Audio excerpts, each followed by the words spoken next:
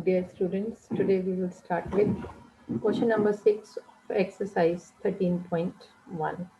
In this question, you are given to find out the total surface area of a medicinal capsule. You all must have seen a capsule at home.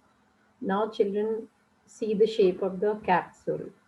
This capsule is cylindrical in shape and its corners are sphericals. So that means two hemisphericals are attached at the corner as it is shown here. So these are the hemispherical shape attached to a cylindrical part. So from here to here it is cylindrical and both the ends are attached with hemispherical shape. So half hemispherical is attached this side and the other half is attached this side. So we have to find out the total surface area of the medicinal capsule. Now children, see the total height of this capsule from this tip to this tip is given equal to 14 centimeter, and we know that the height of the hemisphere is always equal to its radius. So the part we have, cylindrical part we have, it will have length equal to 14 minus 1 r will be subtracted from this side and 1 r will be subtracted from this side. So the total height of the cylindrical part is 14 minus 2r, and the value 2r is the diameter. Diameter is given equal to 5. Therefore, the height of the cylindrical part is 14 minus 5, that is 9 mm. Now we have to find out the total surface area. So whenever you want to find out the total surface area of any solid, children, what will you do? You will just try to touch that solid and see how your face is hand is moving. So your hand is able to touch the curved surface area of the cylinder and the curved surface area of the hemisphere this side and the curved surface area of the hemisphere this side. Therefore, we can say that the total surface area, don't go by the word total surface area. Children, see the word total surface area, they write here total surface area. No, you need to see how much area are you able to touch. So you are not able to touch the inner surface circle of the cylinder. You are only able to touch the curved surface area of the cylinder when you will touch a capsule. So children, here you will include curved surface area of the cylinder plus curved surface area of the two hemisphere attached. So curved surface area of the cylinder is 2 pi r h and the curved surface area of hemisphere is 2 pi r square. There are two such hemispheres, so we will multiply and it is equal to 4 pi r square. And whenever you are dealing with uh, volume surface area question, try to put the values at the end. First, take the things common, whatever you are able to take. So here I am able to take 2 pi r common. To simplify your calculation, this is the best step. So 2 pi r you will take common, and now inside you are left with 1h, and from this term you are left with 2r. 2 pi and r is taken out, so you are left with 2r. Now put the value. So 2 in place of pi you will replace 22 by 7. Radius is given equal to, diameter is 5, so radius will be 5 by 2. Height of the cylindrical part is 9 and twice the radius is diameter only, so you will write 5. And now you are able to simplify. 22 5 is 110, 2 and 2 are getting cancelled here. 9 plus 5 is 14, and you will get the answer that the total surface area of the capsule is 220 millimeter square. The unit of area is always given in square. So children, I hope you are able to understand this question. Now let's move to the next question, question number 8 of the exercise.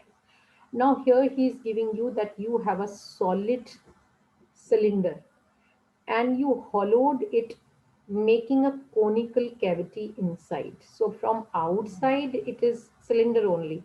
So if you see from outside it will look like cylinder, but if I show you the inner part of the cylinder, it is a cone. So inside it is a cone, outside it is a cylinder. And now he want us to find out the total surface area of this solid. So to find the total surface area of this solid, again I will try to touch all the surfaces it has. So that means I am able to touch the curved surface area if I touch the outer surfaces. So I am able to touch the curved surface area of the cylinder. From outside it is cylinder. So I am able to touch the curved surface area of the cylinder. Then I am able to touch the bottom circle. From outside the bottom circle I am able to touch, but if I touch it inside, so you will be able to touch the curved surface area of a cone, because inside it is conical in shape. So you will touch the curved surface area of the cone. Therefore the total surface area of the container is equal to curved surface area of the outer cylinder, bottom circle, plus curved surface area of the inner cone. Now let's put the value. So this is 2 pi RH, curved surface area of the cylinder. Bottom circle will be pi r square, and curved surface area of the cone is pi r L. You know all the formulas. Now children, L is the slant height of the cone that we need to calculate, because it is not given. We are given the height of the cylinder. Height of the cylinder from outside and height of the cone inside is the same. So H is 2.4 centimeter.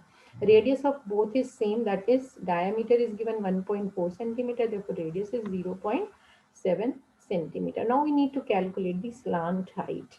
So slant height, we have the formula L square is equal to H square plus R square by Pythagoras theorem, because H, R and L, they are always making a right angle triangle. So we can get the value of L by Pythagoras theorem.